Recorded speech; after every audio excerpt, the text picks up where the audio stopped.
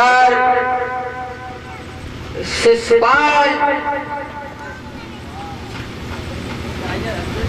फौजों को लेकर कुंदनपुर की तैयारी करता है। इधर रुक्मिणी बहुत पीछे है। ब्राह्मण देव का जाना हुआ उसी गली से रुक्मिणी भगवान कन्हैया के प्रेरणा में परेशान थी।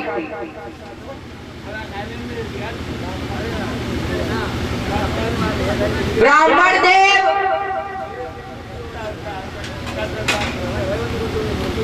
रुक्मिणी के दरबार में आए, कहने लगे, भेजाम देवी।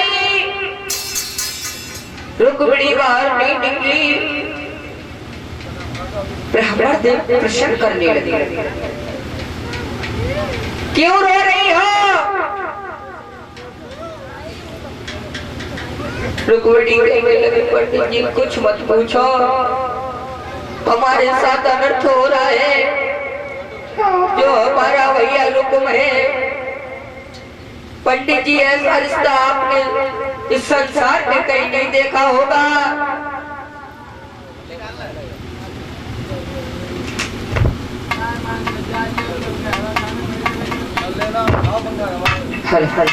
ऐसा रिश्ता आपने नहीं देखा होगा।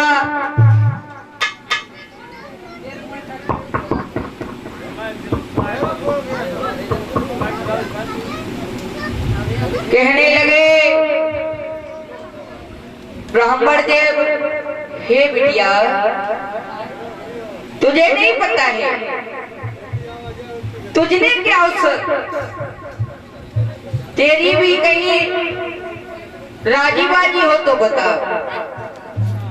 फिर तो तेरे साथ अगर तो हो ही रहा है। तू किसी को जानती है?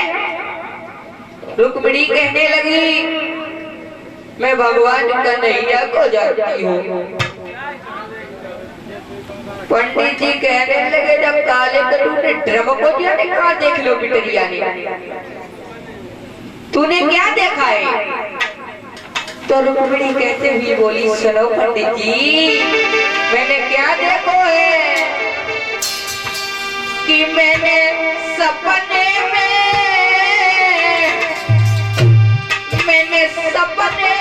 श्याम को देखो है। सुनो पंडित जी,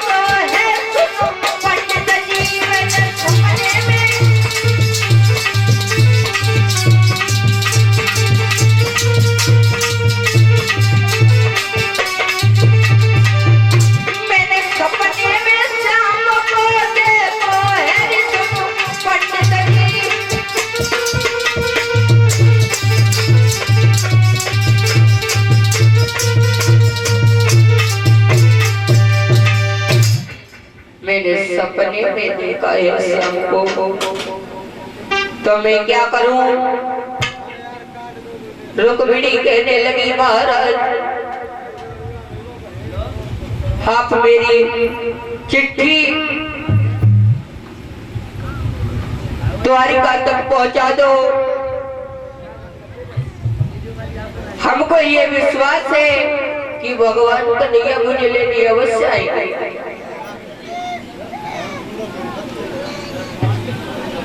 तो पंडित जी कहने लगे कि द्वारिका से 7.5 कोस है, तो हम बड़े बूढ़े ब्राह्मण कामारी मारे फिरेंगे बेटे।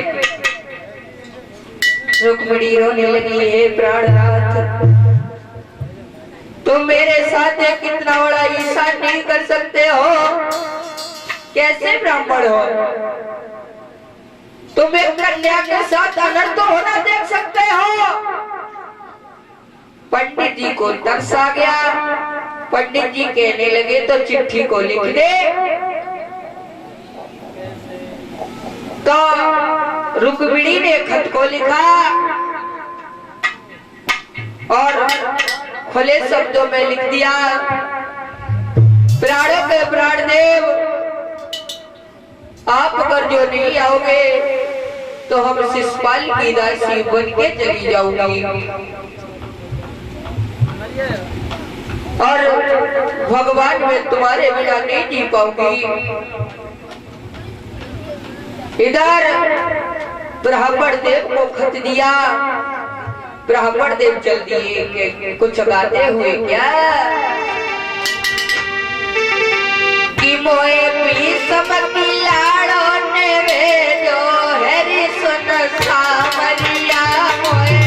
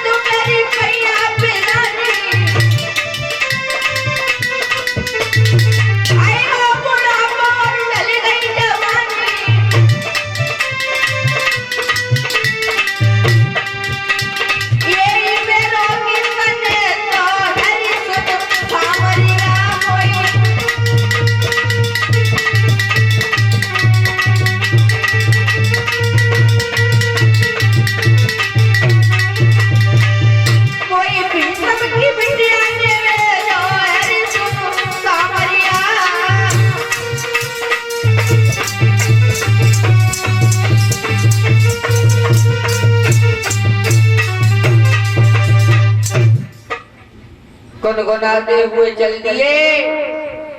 इधर पंडित जी को नींद सी आ गई तो पंडित जी ने क्या सोचा, एक बाग पड़ा कि दोपहरी मिलवाई हो। पंडित जी कहने लगे कि दोपहरी मिलवाई हो, दोपहरी मिलवाई हो।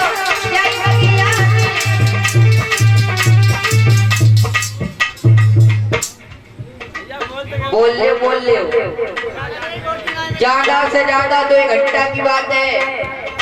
परीक्षा महाराज माँ रुक्मिणी की चिट्ठी जा रही है।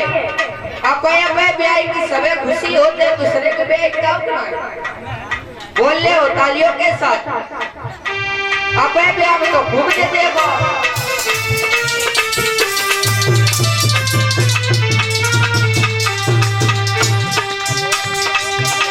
तुम्हारी भी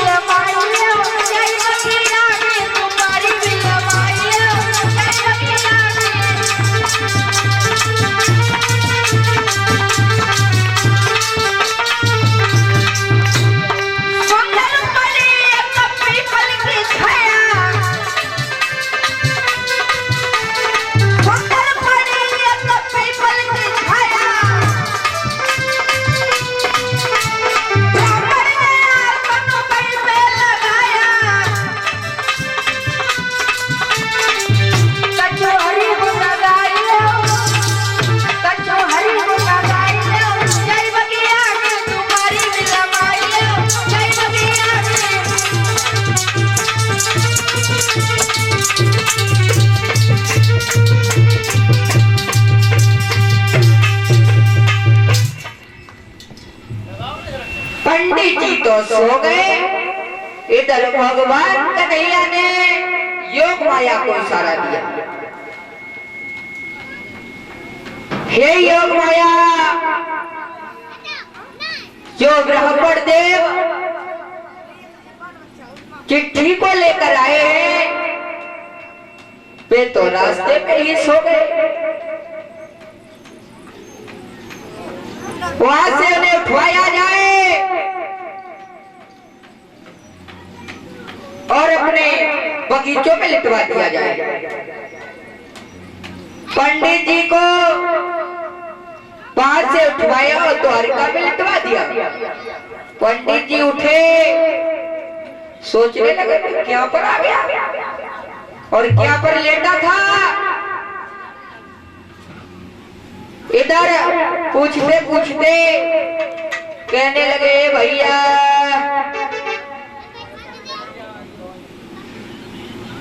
पूछने लगे भैया